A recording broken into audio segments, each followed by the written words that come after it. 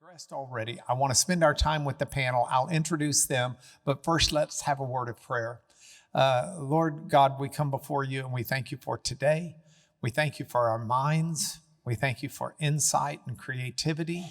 We thank you for this world in which you've placed us, and we are deeply appreciative of the chance to learn more about you as we learn more about the things around us. So thank you for today. Quicken our minds, open our ears, and help us to become more full as truly humans can be before you when we are fully integrated in our mind and our bodies. We pray these things in the name of our Lord, at least for my purposes, but also in your name. Amen. Okay, so let me start with the introductions. Mihretu Guta, I'm going to put you right here. If you'll come on up, would you join me in welcoming Mihretu? This is his first time in Houston, Texas. And so he comes to us. He does adjunct philosophy work in Biola University, which is our Biola College, whatever it's called now, out in California. But he also does work in, say it for me, Azusa Pacific University. And so he's comes to us, and his background is in philosophy. So as we look at different things like consciousness, you'll find that philosophers tend to approach those issues of consciousness differently than scientists do. And yet they're all after truth. And some who are trained in philosophy claim that this really is a philosophical endeavor and that science needs to take a back seat. And those who are trained in science claim that this really is a scientific endeavor and the philosophers need to take a back seat. You'll have a front row to both. So Mihretu is here. Next, we have Dr. Janet Seifert, our own here. Give her a warm welcome. Janet does ply her science trade with us. She is a senior research fellow at our library and foundation. She is the one who does the Tuesday night sessions that many of you attend and is always interested in the integration of science and faith, something she's integrated in her life as she has worked in the origins of life issues for well over 2 decades. You may have seen her on TV because she's been on TV over these things. You may be associated or familiar with some of her research that she has done affiliated with Rice University, or you may know her through here or the class we have at church. But regardless of how you know her, you know she's a wonderful person with a great mind, and we're grateful to have her insights today. Thank you for being here. Next, we're going to put Dr. Jim Tour up here, and we'll save Sharon for last. Now, Dr. James Tour, or Jim as he'll call himself, is one of the most fascinating people I never met until today. I have known him through YouTube. I have known him through mutual friends. He is one of the top scientists in the world. He has more peer-reviewed publications than I can count, which in science is a significant, noteworthy event. He has inventions. He has books. He teaches at Rice University. He has a background in chemistry and other areas, nanotechnology. And I first came across him outside of Christian circles in the nanotechnology world because I had a case where we were trying to deal with nanoparticles. And everybody was, well, who should we get as an expert? And we were looking around the world for experts. We got experts out of the Netherlands. We got experts out of Germany, out of England. And everybody agreed the best nanotechnologist that we could get would have been Dr. Jim Tour. He does not remember any of this, but I checked. He was too busy. He's too busy because he's that good. So I couldn't hire him in that case, and I had to do nanotechnology without him. But it is a joy to have him here. He grew up in a secular Jewish home outside of New York City, I guess in Brooklyn or somewhere around there, in one of the boroughs. And he came to understand Yeshua as Messiah when he was about 18 years old, and is got a compelling testimony if you've never had a chance to hear that as well. So I'm really excited. We're really honored that he's taken time out of an incredibly busy schedule to bless us tonight, or this afternoon. So join me in welcoming him. And then last but certainly not least, so this is where the last shall be first and the first shall be last. We have Dr. Sharon Dirckx. I met her person to person in Oxford, but before that, I'd seen some of her videos on YouTube, and I had read her book, Am I Just My Brain? And she has her doctorate from Cambridge, which is a little country school up northeast from Oxford, and she has it in brain imaging. So if you need to get an MRI scan to find out if you've got a brain tumor, a glioblastoma multiforme, which heaven forbid you have, she would probably know how to read the brain scan to tell you what you at least need biopsied. She has that expertise, but now she spends her time working with the Oxford Center for Christian Apologetics. And so she's got this wonderful ability to integrate matters of science and matters of faith. It allows her to proceed and do things like the issue of consciousness as she approaches that. But she almost straddles the line between science and philosophy in her approach, at least from the way I've read her things. I've been interested in these subjects for a long time, which is why I've done so much of the background reading, that I'm excited to hear the people who are writing some of this stuff come out and talk. So we're going to have that opportunity. Would you join me fresh over from England, giving a warm Texas welcome to Dr. Sharon Dirckx.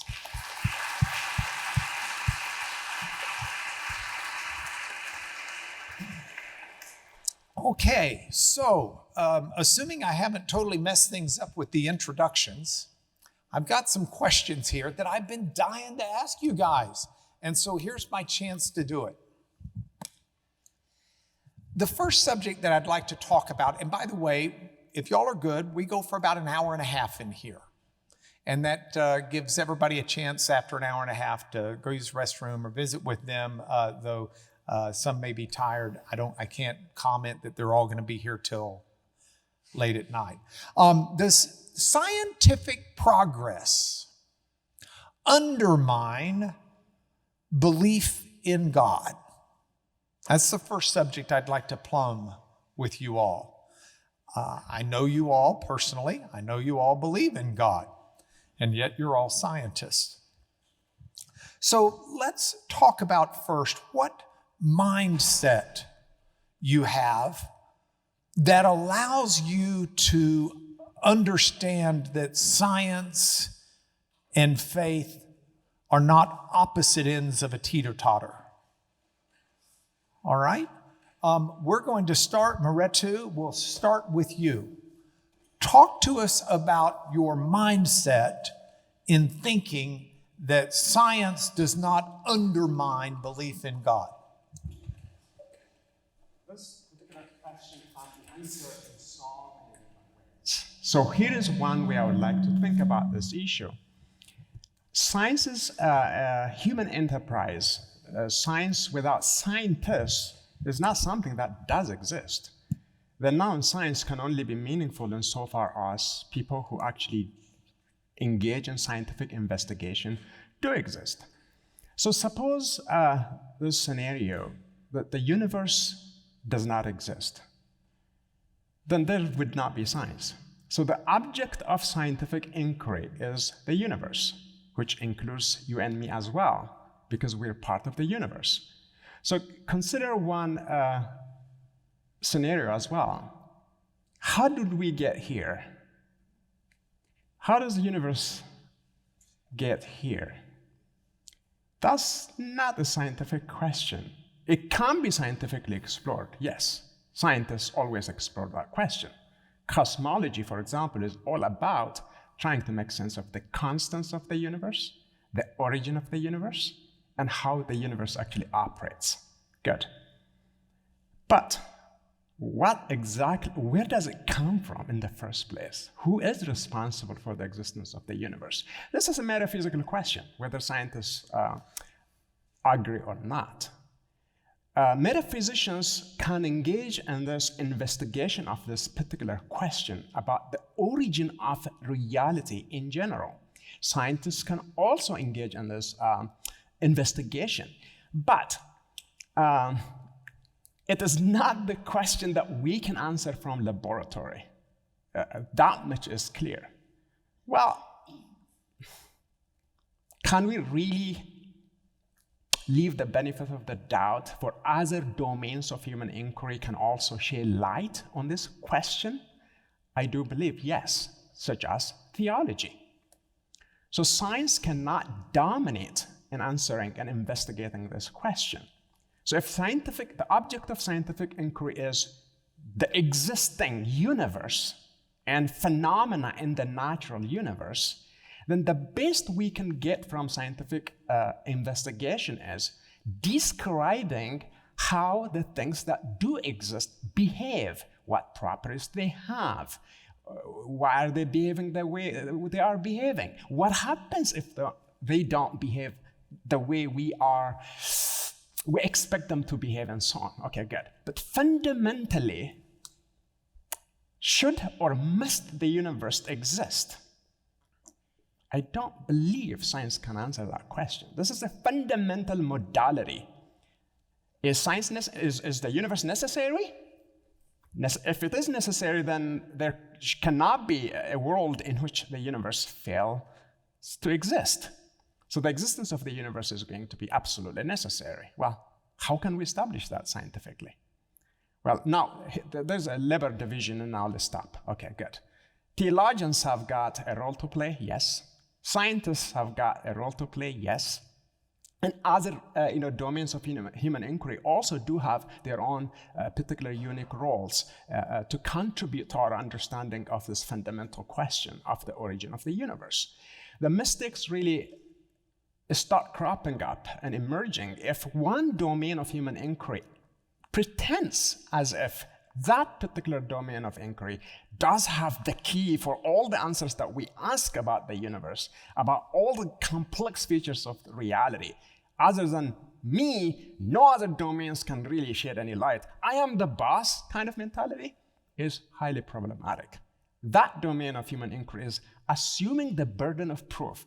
That's not worth assuming. So therefore, for me, my faith answers the metaphysical questions. Science answers the practical questions. So the two are buddies and allies. They can have a Starbucks coffee together. Okay, well, we'll just go down in a row. Janet, what is your mindset that allows you to see science as not undermining a belief in God, but coexisting with your belief in God? Well, I think there's a prejudice nowadays that's been inherited maybe from I'm from an evangelical background, that the Bible answers all the questions that you need to know, which is certainly, I believe that it does. But I think it answers questions about why I'm here, exactly what he was talking about, why life is here. But I think God might just sit up there in heaven and think to himself, why are they so against science? I mean, I gave them these brains and these minds to be able to figure this out. Don't they want to know how I did it? I mean, I think both of those things actually work really well together because God planned it that way. I mean, we're the only creatures on this planet that can actually think about how the planet evolves over time, and also we can think about why I love my husband and my children. So I think both of them are very compatible. I think it's just a prejudice that we carry that we need to get rid of. Okay, Sharon, you approach this problem from another side of the pond. So I would love to hear, what is your mindset for scientific progress and faith coexisting? Well, again, similar to Mihretu, there are many different ways that I could answer that question. But I think when it comes down to it, for me, it seems like such a travesty that we're even trying to kind of come up with ways in which these two things can work together. And there are many examples that we could use to show how they're offering kind of mutually compatible explanations that together give a more coherent explanation. I guess since we're there, I'll talk about that. So Alvin Plantinga, philosopher, uses the example, why is the kettle boiling? Well, the kettle is boiling because there's an element that's being heated up by water, and the molecules of water in there are gaining kinetic energy, and that is heating the element, which is causing the water to change state from liquid into gas, and that is why the kettle is boiling. But why is the kettle boiling? Well, it's boiling because I would like a cup of tea. And I've already been given a cup of tea by your wonderful Texan hospitality. Thank you, Jenny. And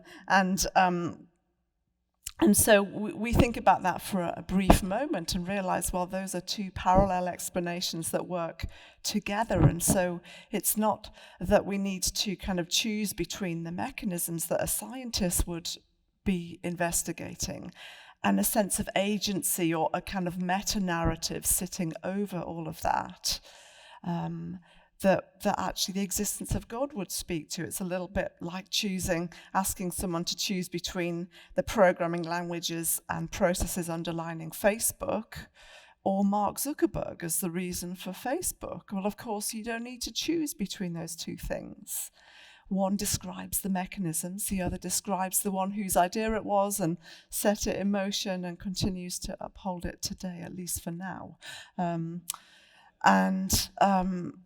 And so that's how it is with God and science. I actually came to this as an agnostic. I started my undergrad degree in agnostic, assuming that these two things were in conflict. And I think, just absorbed that from books that my biology teacher gave me as an A-level student. I was given a book by Richard Dawkins, The Selfish Gene, just after it had come out back in the kind of late 80s, early 90s, when I was at high school. And I obviously had been, talking to other peers who didn't believe in God. And, nobody wakes up one day and decides that they're going to get a belief system, that they're going to get a worldview. We just absorb our worldview and we form it subconsciously from all kinds of things. And that's how I arrived at university in Bristol to study biochemistry, assuming that science and God were in conflict, and was told a very different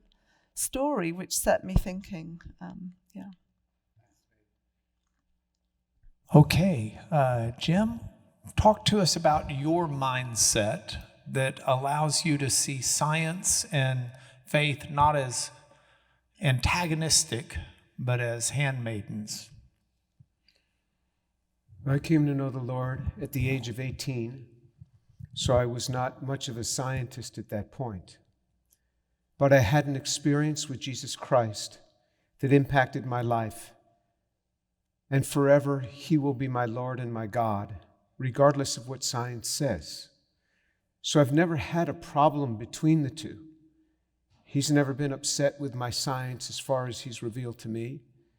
And I've never questioned His lordship. So for me, I don't even see a problem. I don't even understand the problem that people have with it. Many people write to me, how can you be a scientist and believe in God? And like, that doesn't even compute to me. How can you I come from a Jewish home, and they say, how can you be a Jew and follow Jesus? And I say, how can you be a Gentile and follow the New Testament? It's so Jewish. I mean, these things exist, and I as a scientist, I chase after the universe, trying to explain it. But God's word defines the universe. He speaks, and everything comes in conformity to what God has said. Everything has to. It comes into conformity. God says it, and it has to happen. Heaven and earth will split apart to make God's word happen. This is the way I see it. So I'm just going after this and explaining this little thing and that little thing. God is so grand. I mean, this universe is so immense. And we are playing with little things. And I think that physicists are, I'm not a physicist, but I think fundamentally physicists are a lot more honest about things than are biologists. For example, ask a physicist why. Why is there gravity? I don't know. They can explain it. They can define things that it does, but why is there gravity? You might as well ask them, why is there matter? But you ask a biologist, why is the brain the way it is? Oh, it's evolved. They're clueless. They have no idea, but they just throw out this stuff. So it makes, there's not this conflict for me at all when you're honest about this. That as scientists, we are exploring just tiny little fragments of this universe, and God is so vast and so grand. I've never experienced any conflict between the two at all. This is a conflict more in the mind of philosophers, I think, than in the mind of scientists. Can I say something? I'll bet so. As a biologist, I'm honest. I'm just saying.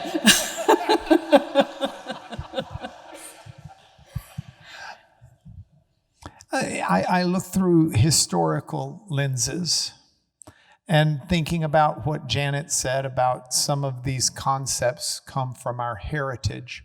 I think you can even step beyond our heritage into the history of ideas.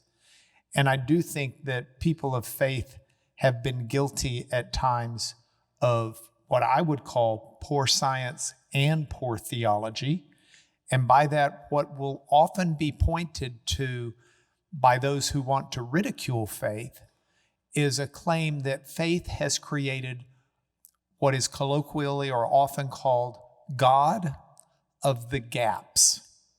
In other words, what we understand as humans, we can write down to natural processes that we understand. But where there are gaps in our understanding, we say, oh, that must be God. Which for us, time has allowed science to remove many of those gaps.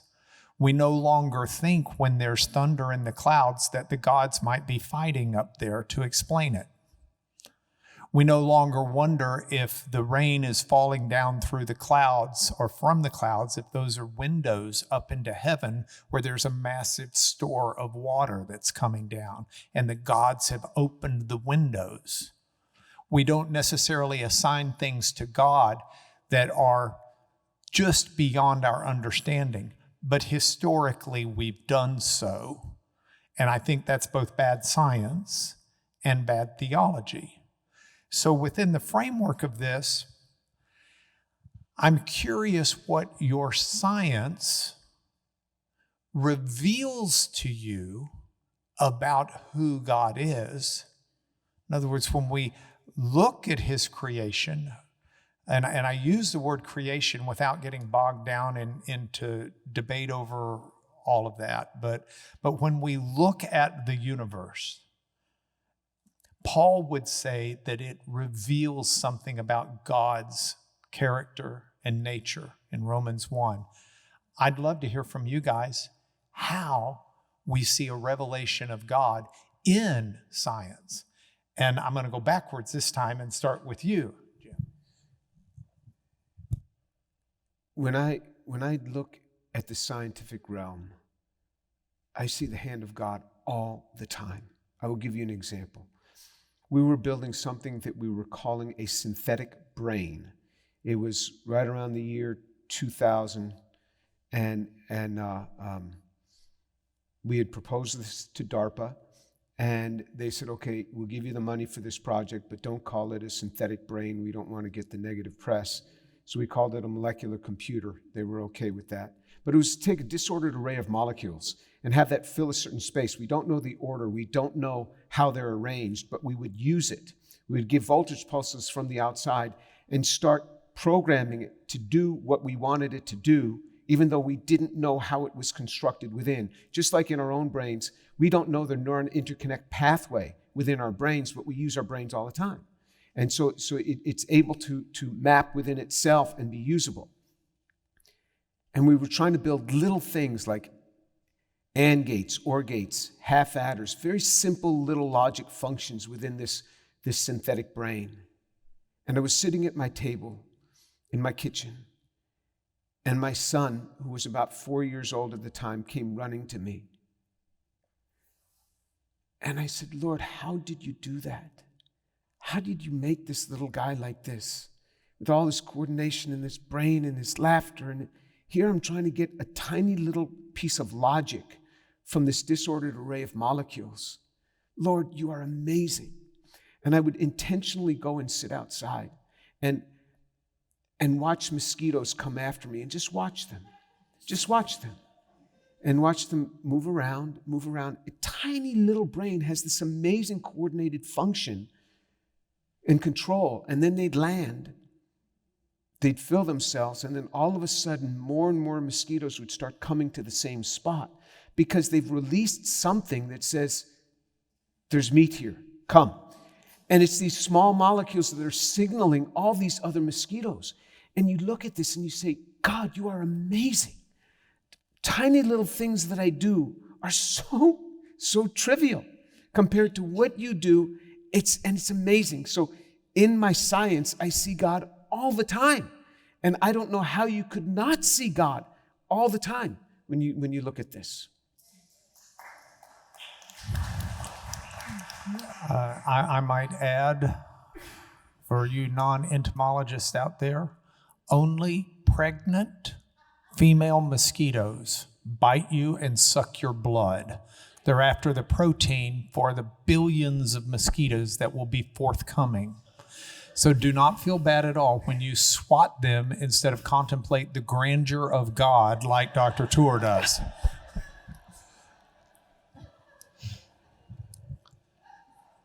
Sharon,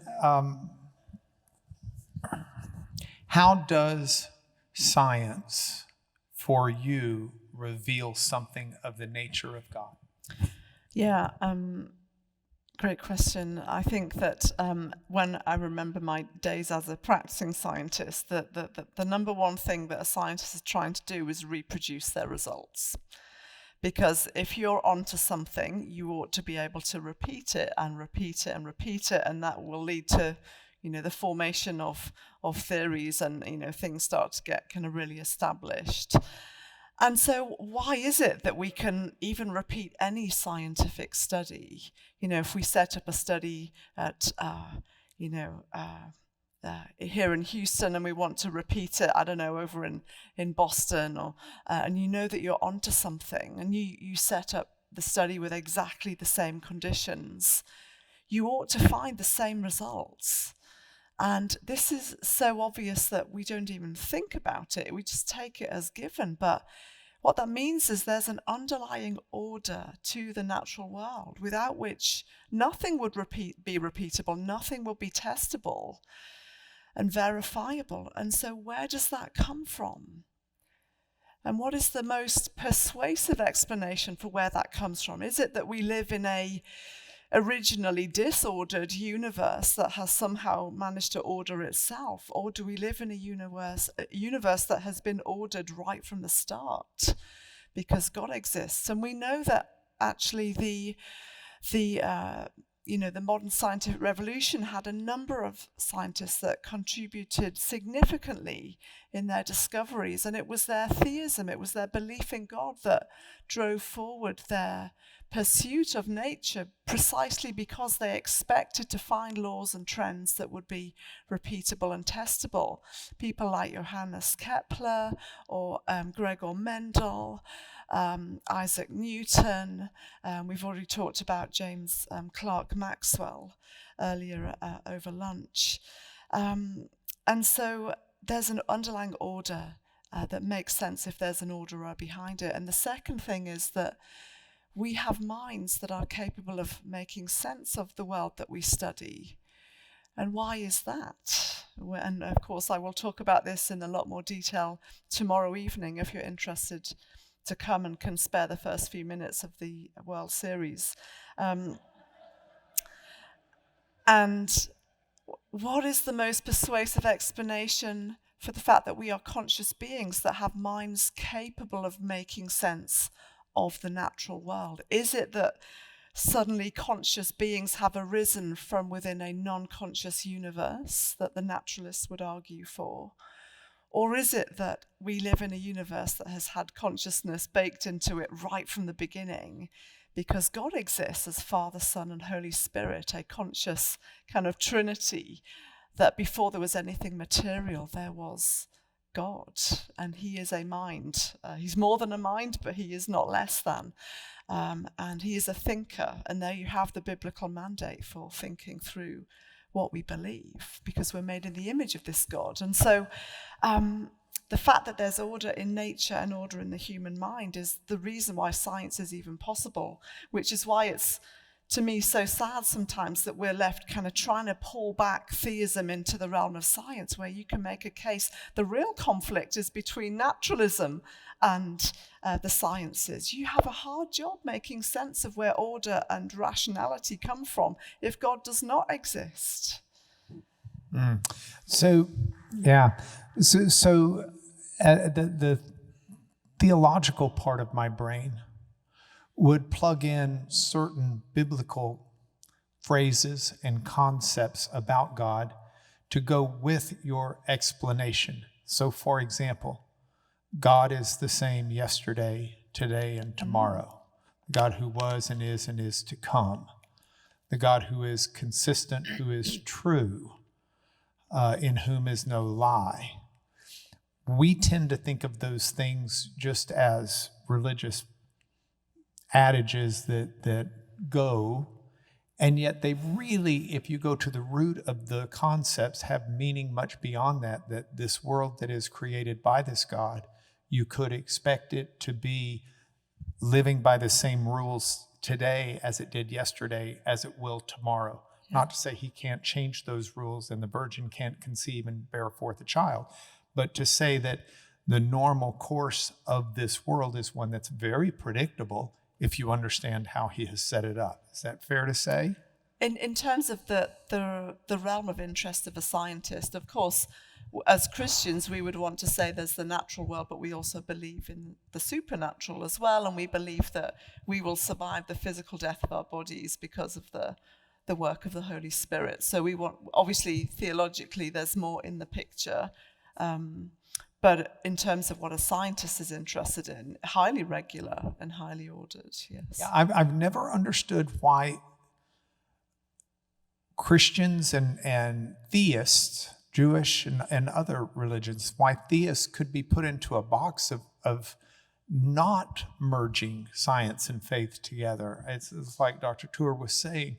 I mean, does Christianity call on this to be a Harry Potter world where things can change with the mention of a spell, or where, that there is no rhyme or reason at all times?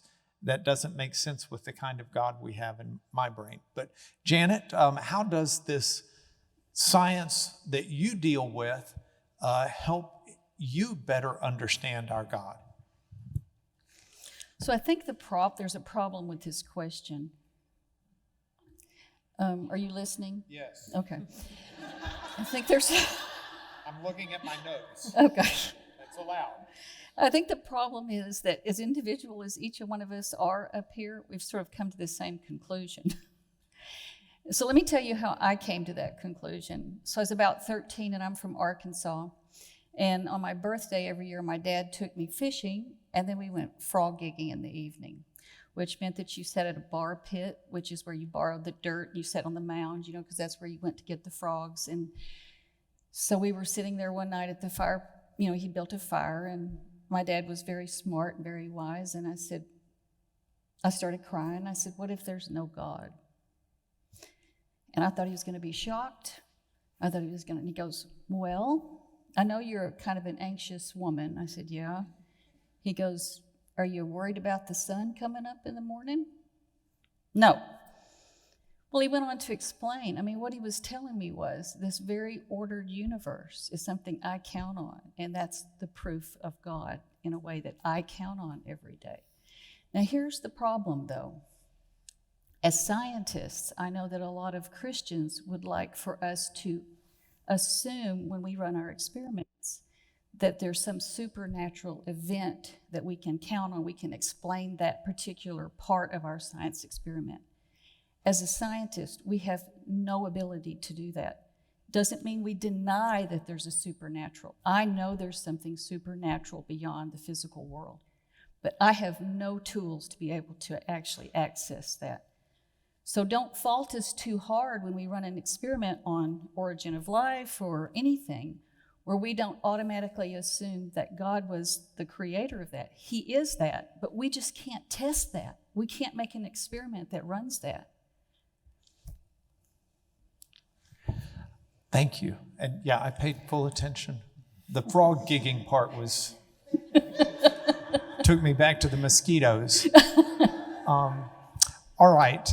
So, Mihretu, you approach this especially from a philosophical perspective. So I've put you last at this because I think you may add a different angle of view through the prism. So please. Okay, yeah.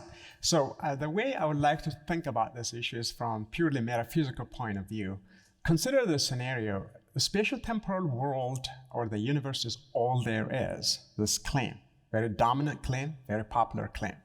Those people who think that there is no supernatural being are people who are fully at peace with the claim that the spatial-temporal domain is all there is. Within this closed domain, it falls upon all of us to explain the origin of life, the origin of consciousness, the uniformity of the universe, and how the universe would end, if it would end, where it came from, and so on. So, is it really possible to explain all of these foundational questions within the closed system, given the assumption that the spatial-temporal domain is all there is?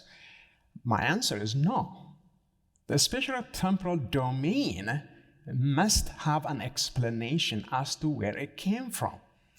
That question is not going to be handled on the basis of purely empirical scientific study or investigation, because science literally exists as a result of the existence of the spatial-temporal domain.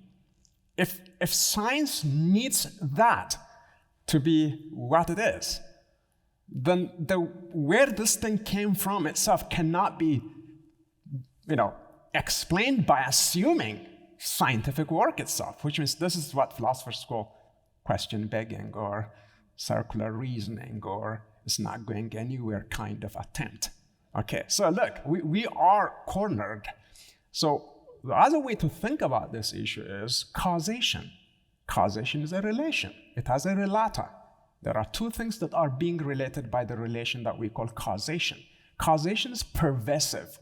It's throughout the world. Consider this scenario. Why are you here? Something caused you to be here. You made a decision. How did you end up making that decision?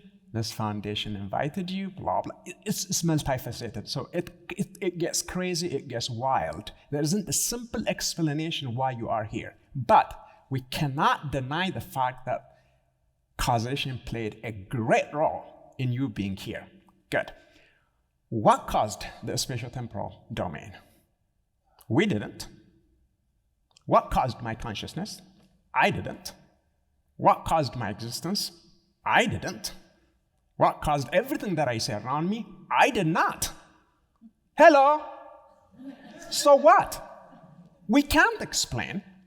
So this is what, in math, there's what is incompleteness theorem, or what's, incompleteness theorem, right? Exactly.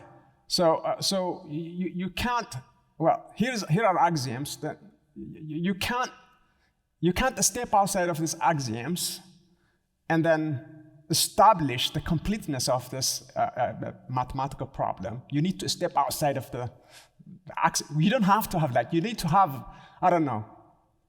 supreme axiom or whatever. I mean, you cannot step outside of that axiom.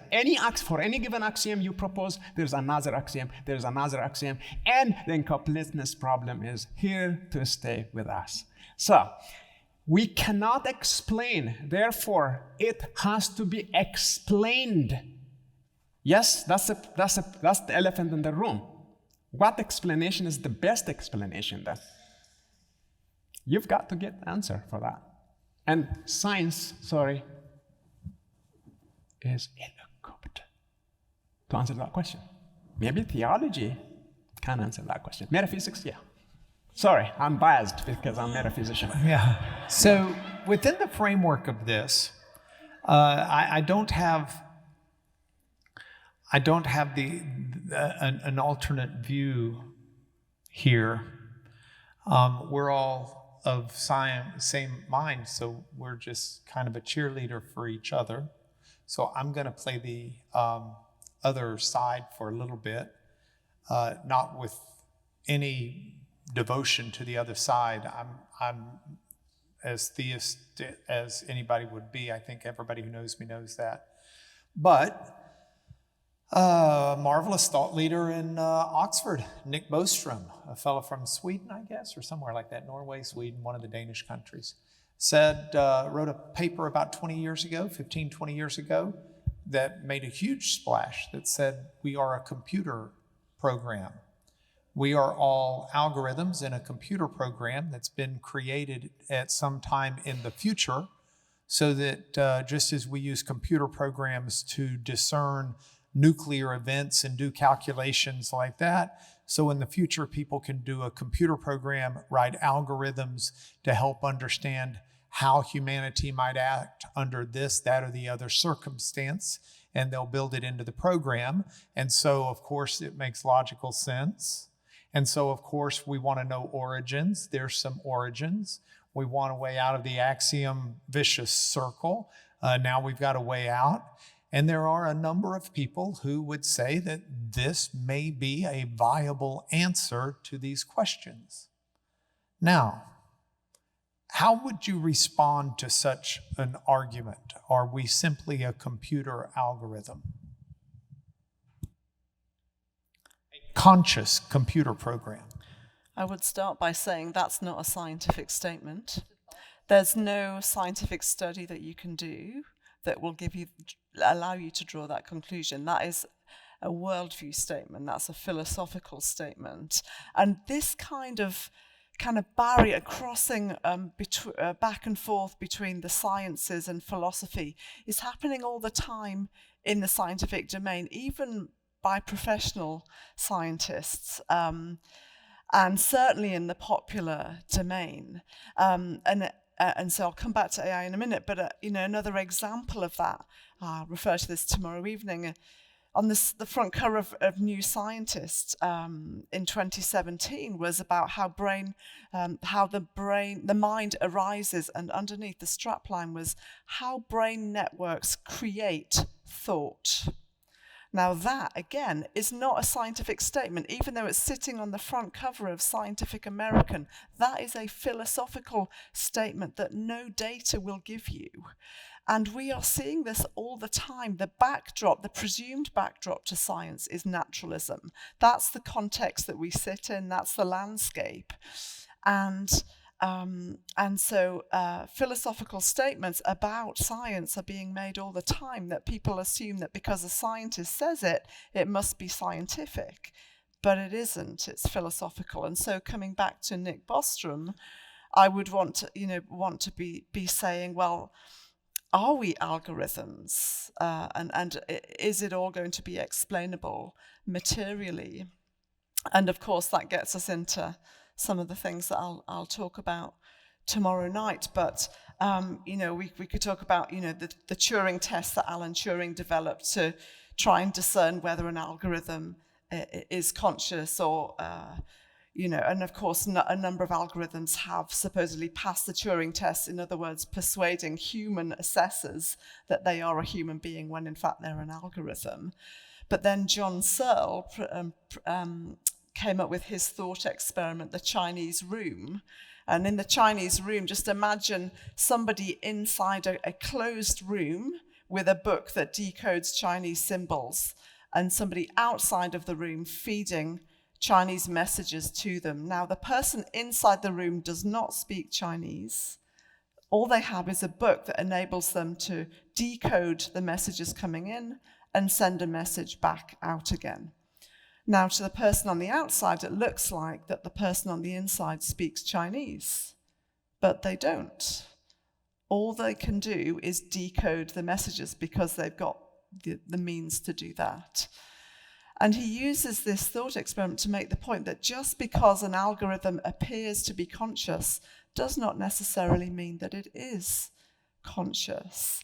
There are some fundamental differences between human consciousness and algorithmic capacity, and most of our capability at the moment in AI is still very firmly in the realm of narrow AI, where something has a pre-programmed, very specific task to do, which it can do in ways that far exceed human ability. And we're not denying that AI, narrow AI, has greatly benefited humanity, clinical diagnoses, bomb disposal, prescription dispensation, all kinds of things are being made possible to greater degrees of accuracy, covering greater volumes of data.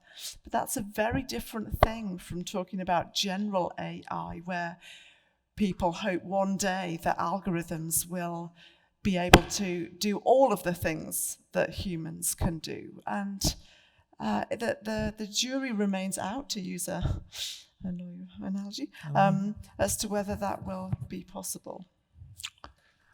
Now, Jim, what are your thoughts as a scientist when you hear, maybe you read the Bostrom paper, or maybe you just hear Elon Musk say the same types of things, though a little less sophisticated perhaps. We are a computer program and nothing more, nothing less. Yeah, I'd say you're wrong. It's very hard to explain consciousness. We've tried in computer science to explain consciousness. When we were building the synthetic brain, I told DARPA we would make it semi-conscious, knowing that you couldn't explain consciousness, so semi-conscious, we had to be successful because you certainly couldn't explain whether we had really done it or not. And so it's a difficult concept to bring forth, but I think of all the emotions, the things that I have that I hold dear, the love for my wife, who I've been married to for 40 years, and how I love that woman, and to think that a computer algorithm is going to be able to do the same thing and feel the same affections that I have for my own children, where I can be working during the day and 80% of my mind is thinking about one of my children that's going through a struggle, and the care that I have for them, and how I would, if I could give my life, I would give it 100 times to solve their struggle. This is so hard to think about as a computer algorithm, that when people make comments like that, it's really silly from a scientific mindset to make a comment like that. So if Elon Musk were to say something like that, it wouldn't even stop me from just doing what I was already doing. It's so nonsensical. It's not even worth stopping to think about it. Just because the man has a lot of money, I'm supposed to stop and think about this crazy thing that he has said. So it doesn't faze me a bit.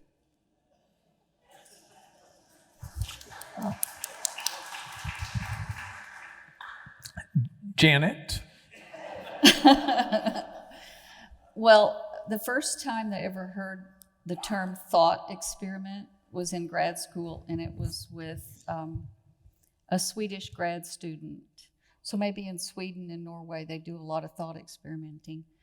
But I think I actually like the idea about thought experiments. I think they're part of that mind that we have that displays what our imaginations can do.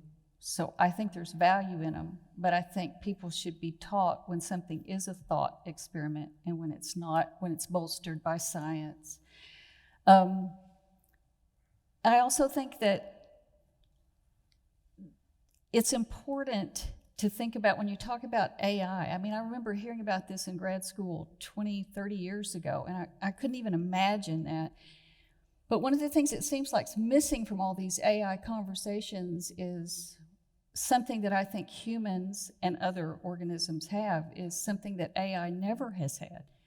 And that's that we have the 5 senses, which feeds our mind in tremendous ways, making all kinds of connections that I don't see how an algorithm is ever going to be able to hold somebody's hand, to hear music. And while that may seem, maybe that seems basic, maybe that seems simple and easy, but that's a huge part of our lives, is our 5 senses, the way we taste things. And, you know, go Astros. I mean, I'm gonna watch that game with my eyes after your talk. Yeah, you look at the studies that have been done by science on decision making and how our conscious mind makes decisions, but the heuristics and the involvement of the unconscious mind making decisions, and they're able through brain imaging and other things to register how many inputs your brain gets from any number of different things. But the conscious inputs and decisions and data in your conscious mind are 1 to 10,000 the inputs that are going into your mind, most of which I think are visual, but the inputs that are going into your mind on a second-by-second basis that register in the tens of thousands. I think 50 or 60,000 different pieces of data per second that are being registered that you're not consciously aware of, which should belie, I would think, to some degree, the computer simulation. All right, I want to hear from you, Mihretu, about the computer idea, and then we're going to move on from there. Okay, I have spoken on AI, the metaphysical limitations of AI in different places, like University of Arizona, Biola University, Azusa Pacific, and elsewhere. So here are very fast. Here is my metaphysical argument against a strong AI, not weak AI. So weak AI comes in 2 categories. A strong AI is the entire goal of a strong artificial intelligence is to create literally consciousness, to narrow the gap between artificial intelligence and natural intelligence, thereby making computers to stand on equal footing with us. Okay, good. Here are my 2 arguments against that. Weak AI is fantastic. Okay, my computer is lovely, my smartphone, I have a flip phone, but it's okay, lovely. Yeah, this is lovely. Fine, there's no dispute on weak AI. Drones, whatever, cars, your car is wonderful, highly computerized, for example, excellent. So we're not really having any dispute. Here are 2 arguments. Strong AI people say that there would not be any distinction metaphysically between us and future computers if they get that level, okay. But they can't get that level. Here is the first argument. I call it ontological superiority and ontological inferiority. Okay, ontological superiority is the idea that computers, their existence literally is metaphysically dependent on me. I brought them into existence. I am literally their small God, little with small g, I'm their God. So I brought them into being. So I maintain that ontological superiority forever. Nothing computers would do is going to strip me of that ontological superiority. Here is a theological example. Many people disagree with this example, but let me say it just to make it very crystal clear. If we believe God exists, God is the metaphysical foundation of our existence. He brought us into being out of nothingness. Good. It doesn't matter what we end up doing. We can fly like a bird. We can be invisible as we like 8 times a day if we like. We're not going to narrow the gap between us and God. God maintains that ontological superiority over us necessarily in any possible world where we exist. we're not going to really strip God of that ontological superiority. Here is a mundane example. Consider I climbed to the summit of Mount Everest for the first time. We have how many people? Like 5 billion people here on Earth? 7 billion people? Let's say I'm the first one. Okay, I'm the first one to have ever climbed to the summit of Mount Everest. I maintain necessarily historical superiority over everyone else. It doesn't matter how many people climb after me. They can climb 10 times a day. I am the boss. I did it. I am the first who ever climbed to the summit of Mount Everest. So I maintain historical superiority. Likewise, I maintain ontological superiority over these gadgets. Therefore, they can populate the world. They can give birth to other kids. They can have their own civilizations. I am still their God. Computers will never, ever, ever defeat us, metaphysically speaking. So that's the first problem. The second problem is anything that computers do is the extension of my own mind. There's literally nothing in that gadget.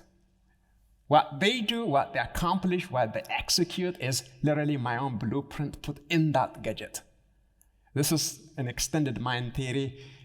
For example, all of your information you used to memorize before you got this smartphone is now here, right? If I were to ask you, give me a particular someone's number, you go there because your mind is extended literally into that gadget. You're carrying your mind right here, which means that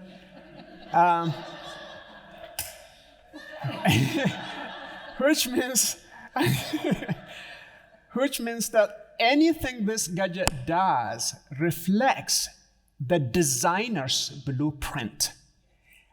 Who deserves the credit? Not the gadget, even not one bit. The designer. That's not going to be narrowed. It's not going to be taken away from that. So therefore, the strong AI claims that computers at some point we will not be defeated. I maintain that ontological superiority forever and ever. I have zero anxiety because of that. Lastly, they say, okay, we are like algorithms or programs or something like that. There is a problem there, the problem of disanalogy and fallacy as well. Let me leave fallacy for now. Let me talk about disanalogy. If I am a programmed entity, then I'm not a programmed entity in a silicon sense, in a biological sense, not in a synthetic sense, in a biological sense. Therefore, I cannot possibly be programmed in the way computers are programmed if I am programmed in the first place. Okay, so there is the disanalogy problem. You make a device and you compare yourself with your own toy and say, you are better than me, you are superior than me, to me. Who did create you? You created me. And I am saying back to my device, no, you are superior to me. So how can you move from you creating the device because you are conscious in a certain way and all of a sudden arrive at a conclusion that what I have produced is somehow better than me? Well, I am the smartest dude here because I brought you into being. I put you in such a way that you function the way you function. The whole argument literally falls apart.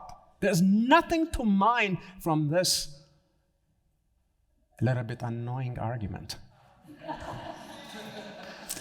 So our son took his doctorate in philosophy at UNIV at Oxford. And he was the one who introduced me to the writings of Nick Bostrom and David Chalmers and so many others on these issues of consciousness and who we are. And what always struck me as odd is kind of an amalgam of where you've all come from on this, I think.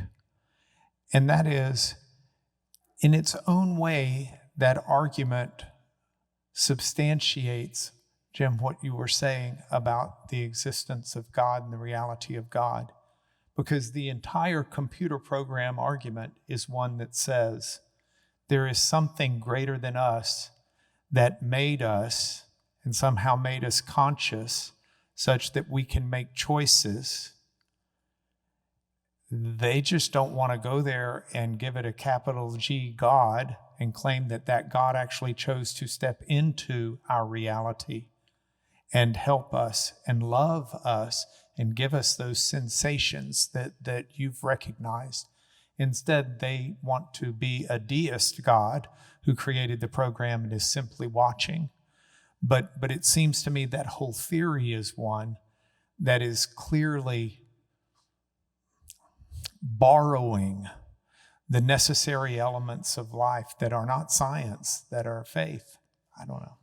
Okay, we got to keep going. So this is real important. We're down to the last 29 minutes. Y'all hang on. This is one of the most important parts about today that I really want us to talk about. And I'm dying to hear about what you four have to say about this. I believe it's very important that we develop a cogent, vibrant, real theology of science. And so if I were to do it myself, my argument, which I'll throw out there to start, and y'all can either say it in your own words, you can take issue with me, you can give me something else, you do whatever you want to do, but I want to hear your thoughts on it. My argument has always been that we live in a fallen world where bad things happen, where people develop cancer, where people have medical frailties, where evil walks. And God has given us science as a tool to combat the evils of this present world. And so Christians and God-fearing people of other faiths have a responsibility to use science to help alleviate suffering, to use science to keep evil at bay, to use science to try to bring justice into this world, to use science to good, godly purposes. It's the tool to fight in a fallen world. And when we understand and use science that way, we are doing a godly pursuit. That would be my theology of science. Now, in this regard, I would love to hear your theology of science. Why does God have science here? And what is our responsibility to Him through science? Jim, you seem to have good opinions about things. Let's start with you.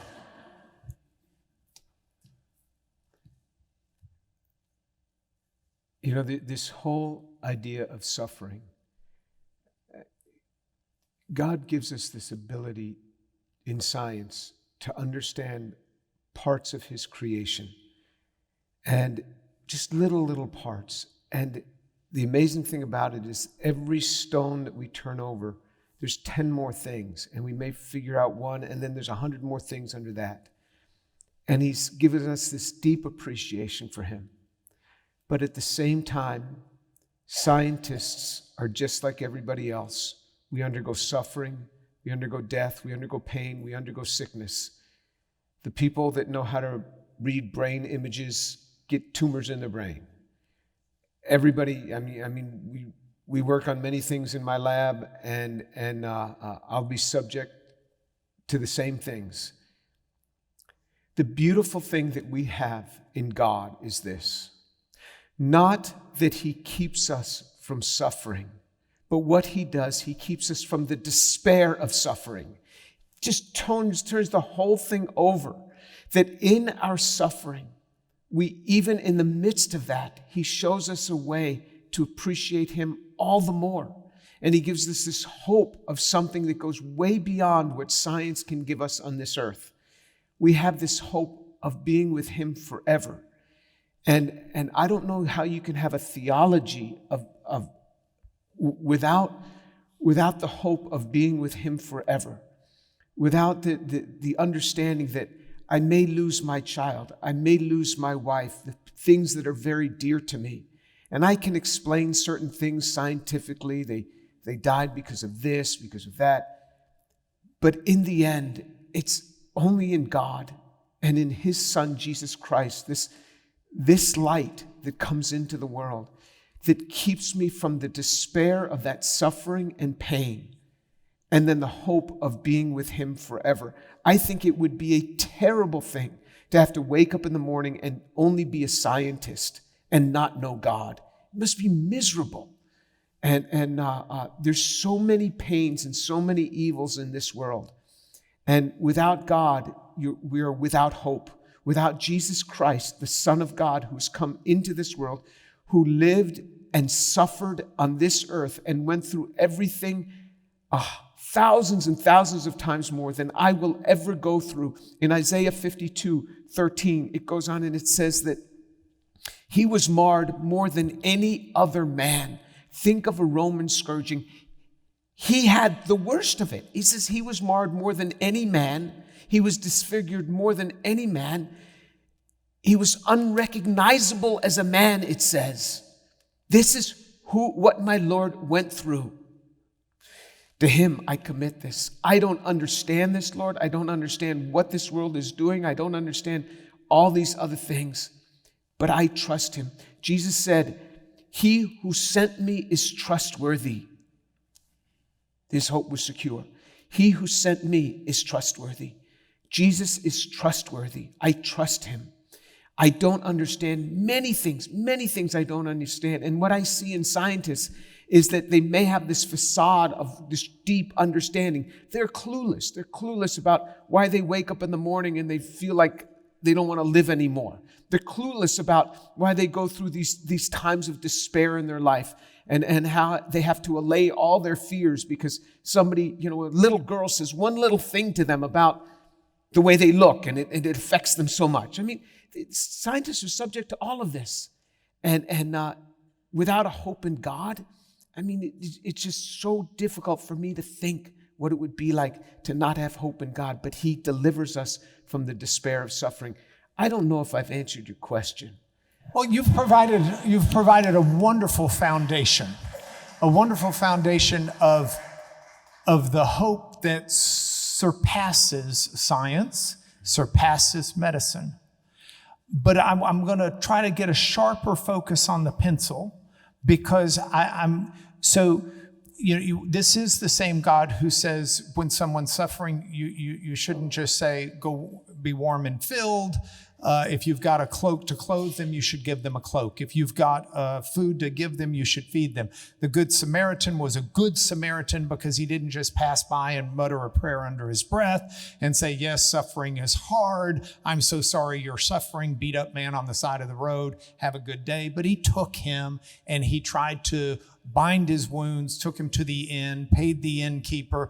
Jesus teaches us to pray, thy kingdom come on earth as it is in heaven. We don't live simply for the great beyond. We live to show God's love and compassion and to try to fight against evil. And when evil happens, we don't just sit back and say, well, I'm sorry evil's happening, but there's glory on the other side.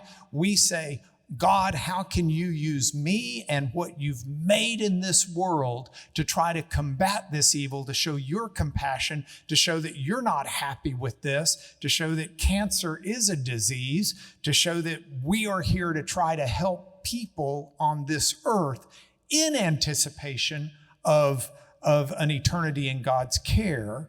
And I'm wondering if anybody will agree with me that science is a tool that God gave us to put to good use here on earth. But I would just take it back a step first, and I'd love to talk a little bit about a theology of medicine as well, and kind of care for the sick. But actually, I'm just reminded of the quote from Einstein that the scientist is a seeker after truth, and actually. A theology of science for me is centered around the pursuit of truth, which is why it's so beautifully overlapping with the discipline of theology in a sense, because that truth can be revealed in nature or scripture. We talk about special revelation, the word of God, and general revelation, the creative work of God in nature. And I guess the verse that would go with that for me is Romans 1, that talks about God's invisible qualities and divine nature being made known and being understood from what has been made. So as a scientist, you are seeking after truth in nature, and that itself tells you more about God. So it's a pursuit of God through nature, which is the same as the theologian in a way, a pursuit of God through special revelation. And both these two things ought not to be in disagreement with each other. It's only the human interpretation of the things that brings about an appearance of conflict. But natural revelation and special revelation are in perfect harmony with each other. And so my job as a scientist is to seek the truth and tell the truth in relationship with the truth. Okay, all right. Janet? So this is something I've been thinking about. I don't know if I can articulate it well, so you can correct me if I make some mistakes here. So I've been taking a course in women in the Old Testament, and it's been eye-opening in a lot of ways. People talk about the violence, who are not believers, the violence that's in Old Testament. I mean, I don't know if they have a clue how much violence there was and how bad those people were. Even King David, I've been having an argument with him about that. But here's the point of that. What I was thinking, okay, if maybe we take the opposite view rather than what Genesis tells us, maybe we say there was no fall. So I like the explanation of there being a fall. I like the explanation that God created a perfect world without disease or anything. And then we made a bad choice, and we still make bad choices. And all the people, the men and women in the Old Testament, made horrible choices, who are examples of who we are. But what if you take, as a scientist who's not a believer, must think there was no fall? There was just these horrible things that happened all the time. Well, just like Jim said, what a really sad, sad place to be. How do you explain that? How do you explain that people kill other people? How do you explain, forget all the things that just happen naturally that we don't have any control over, but all the things that people do to each other? Well, science offers the hope for that, and it offers to me proof that there is a God, there was a fall, and that's how things got so bad. Now, there's only one other practical thing that I'd like to say, and Sharon actually alluded to this in that National Geographic. Scientists are humans, just like all the people in the Bible, and just like all of you sitting there. So we're all subject to all the things that go on in our jobs that you are in your jobs. And we like for you to show us the money when we try to get a grant. So I've got to tell you, we try to make all of our experiments and our explanations of our experiments as sexy as we possibly can. We're going to tell you that they answer questions they don't answer. You're all here for a reason. You have great minds. You're here because you're curious.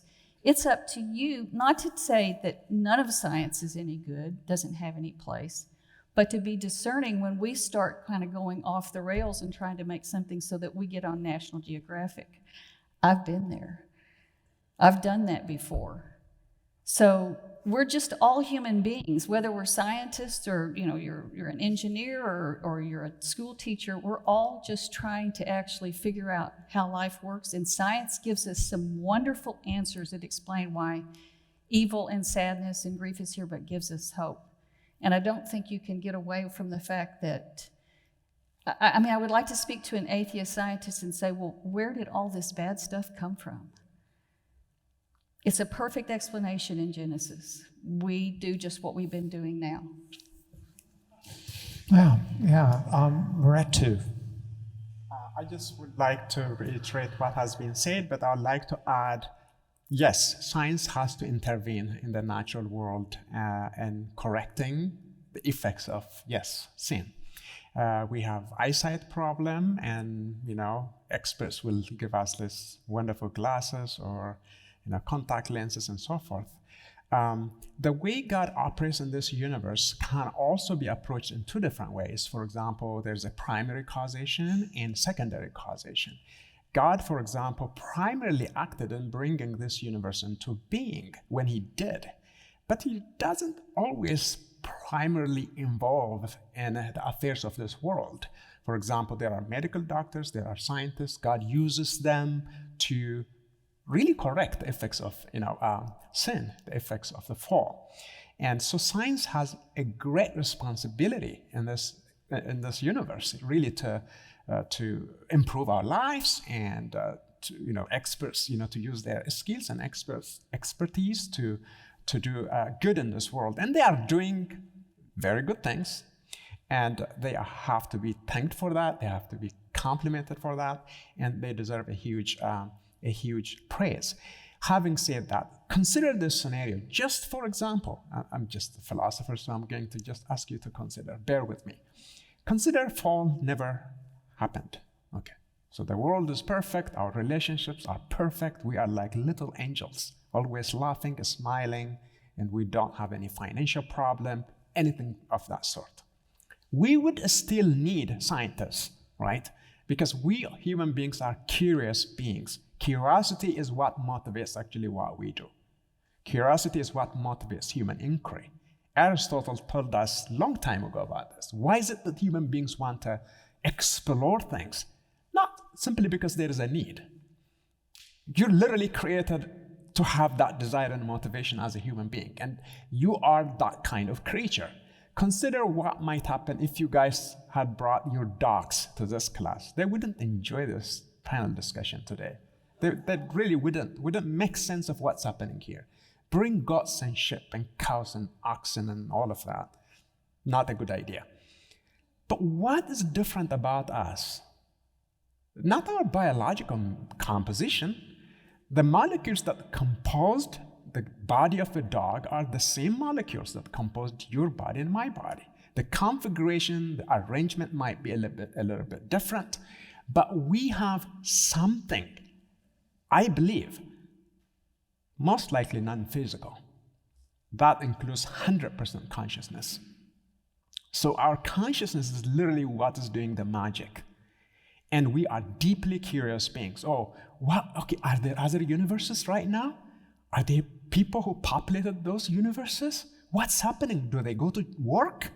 Do they have kids? We ask all of these questions. Okay, NASA spends billions of dollars. Is there life on Mars? Blah, blah, blah. What if NASA never actually carries out that research? What would happen? Like, would I have economic problem, for example?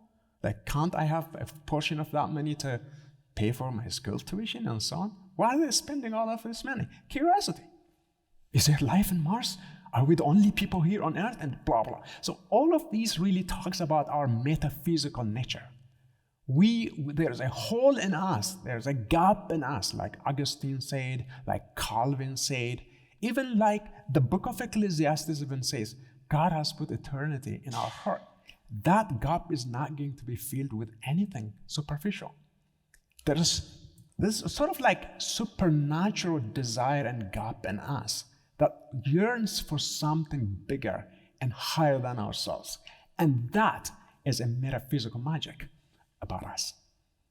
So, as a fellow who's spent a lot of his life reading the text, the biblical text in their language, in the charge that God gave to Adam in the Garden of Eden, a typical translation will say that Adam is to work and keep the garden.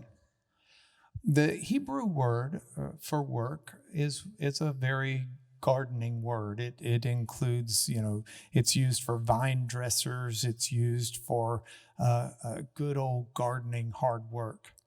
But the word that's translated keep is the Hebrew word shamar.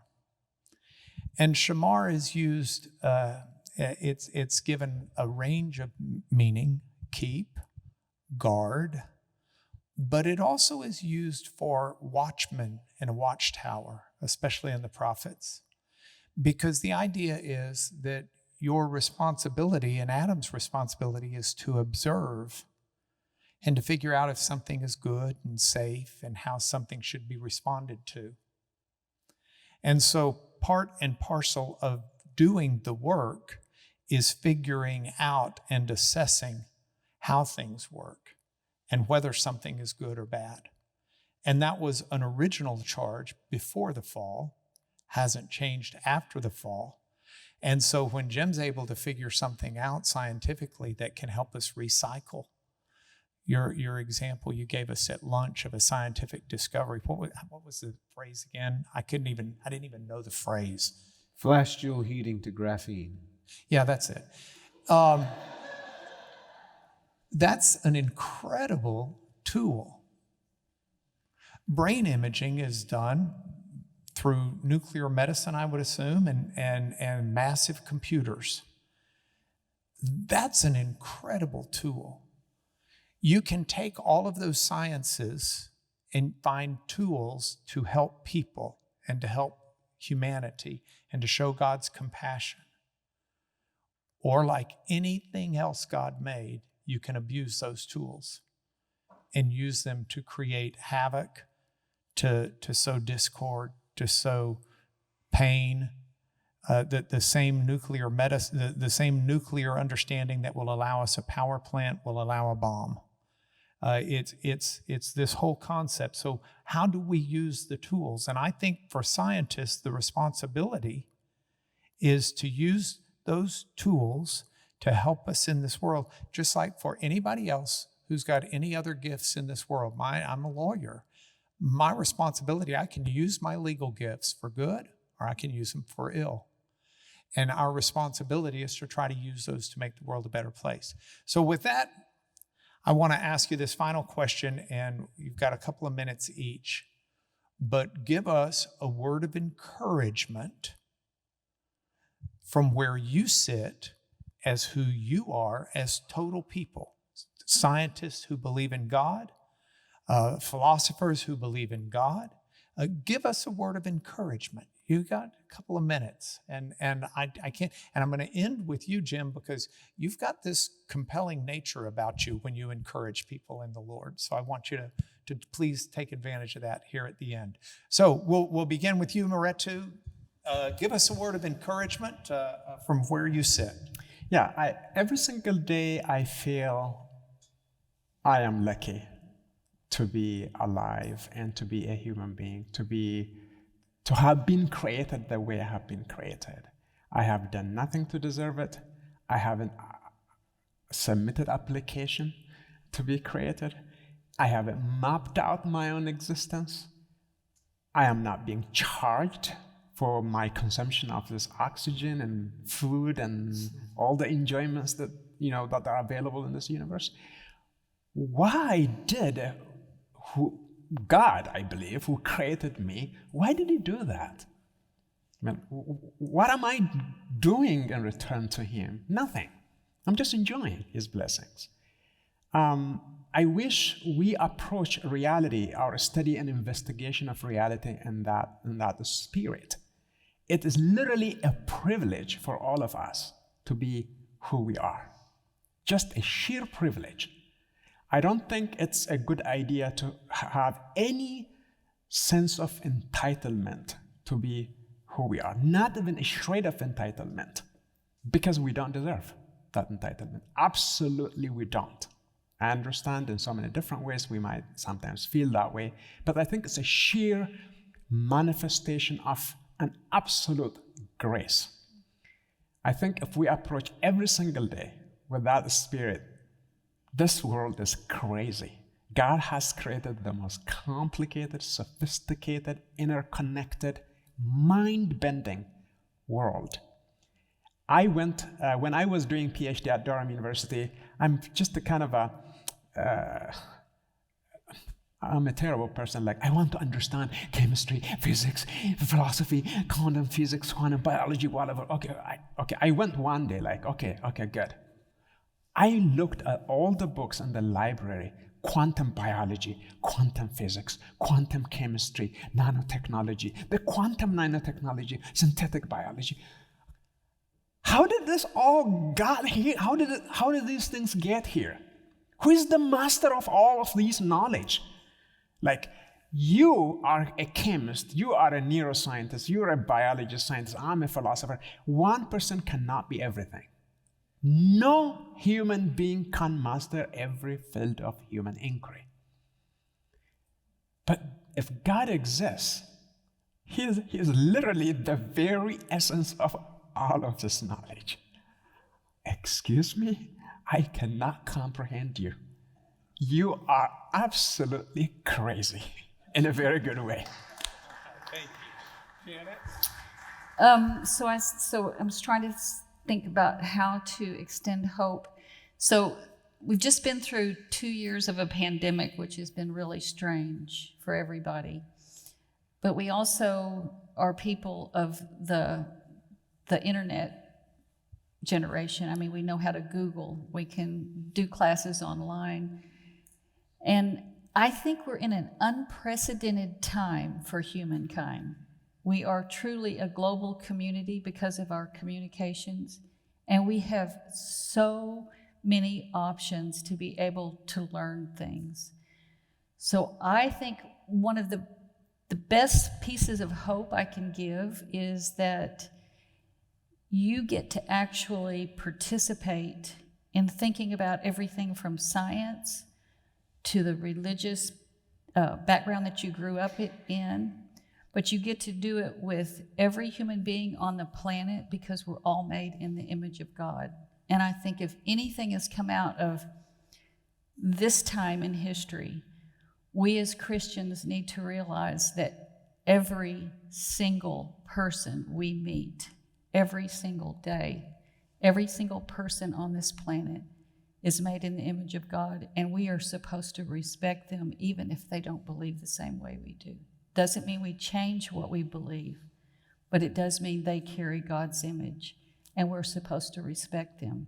And I think the more that we as relational people, which we clearly are, we like to sit and talk with each other, we need to be kind in our discussions and hopeful in our discussions that God's Holy Spirit is with us and is going to strengthen us in them. That's it. Thank you. I'm very inspired by what the other panelists are saying on this. I think the verse that comes to mind is something that I've just been reading through the book of Colossians, and it says in there that in Jesus Christ are hidden all the treasures of wisdom and knowledge. And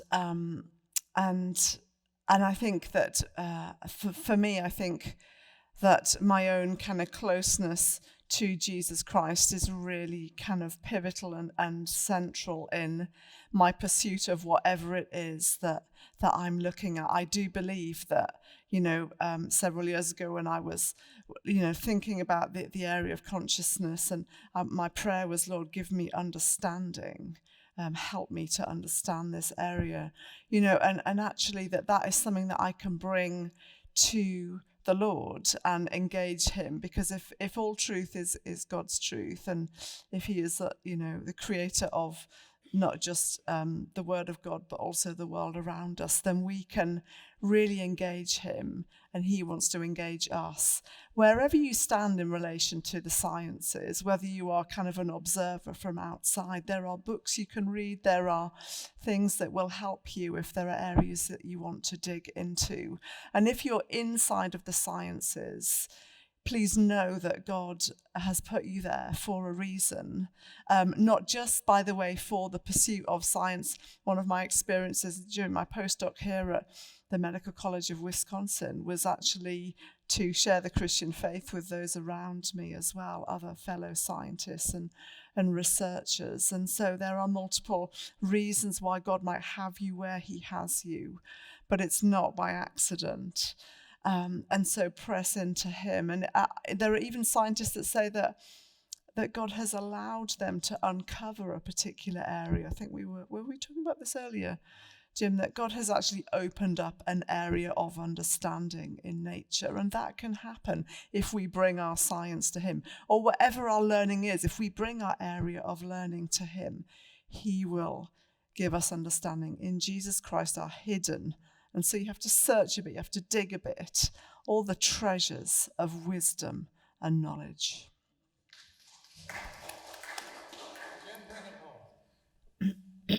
God said, I have called by name Bezalel, the son of Uri, the son of Hur, of the tribe of Judah. And I have filled him with the Spirit of God in wisdom, in understanding, and in knowledge, in all types of craftsmanship. He was the first person in the Bible ever to be noted as being filled with the Spirit of God. He was a craftsman. Exodus chapter 31. God says, I know his name, I know his father, I know his grandfather, and I'm calling him to build the tabernacle. And I've given him first wisdom, and then understanding, and then knowledge. Because if you have knowledge without the wisdom and the understanding, you'll do dastardly things. And he says that he was able to work in gold, in silver, and in bronze, in stone cutting and in stone setting, in fabric, in wood, and perfuming, and he had the ability to teach it. Brought another person along his side, and it describes more in Exodus 36. And I pray, Lord, make my students like Bezalel. Make us like Bezalel. And God gives, and he drops things upon us by his grace, by his mercies. He really does. We learn in James chapter 4, the reason you don't receive is because you do not ask. The main reason we don't receive is because we flat out don't ask. And I ask God to fill us and to bless our students and make them like Bezalel. And he does.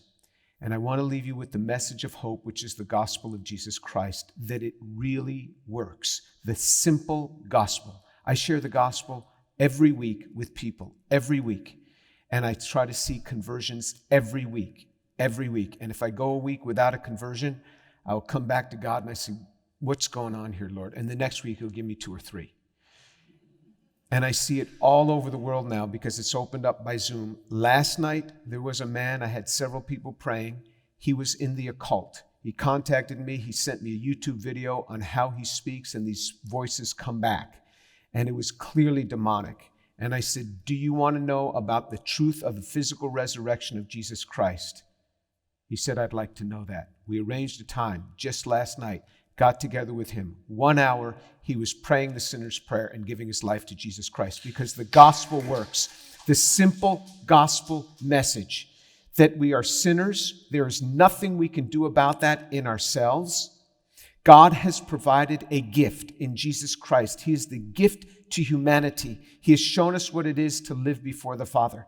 He died on the cross. He was buried. On the 3rd day, he rose again. The resurrection of Jesus Christ says it all, that if we confess with our mouth that Jesus is Lord and believe in our heart that he's risen from the dead, we shall be saved. That's what the scriptures say. And every one of these folks that I share with, I get them in a daily Bible reading program every day of their life. It's going to start today, 15 minutes. I teach them how to read, and starting in the Gospel of John.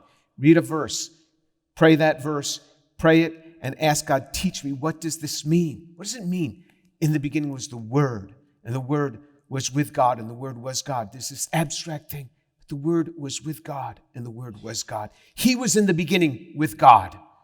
He personalizes it. Verse 2 and 3, personalize it, become a person. And I say, when you get to verse 14, it will blow your mind when you read this way.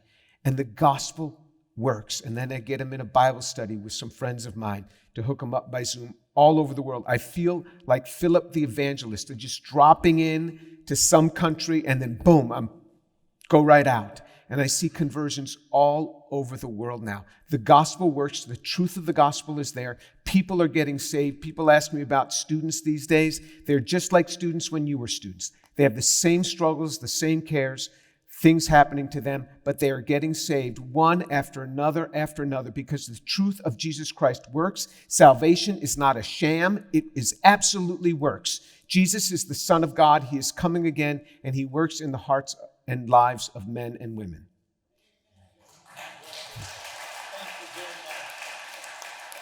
Would you, that's typical scientist talking.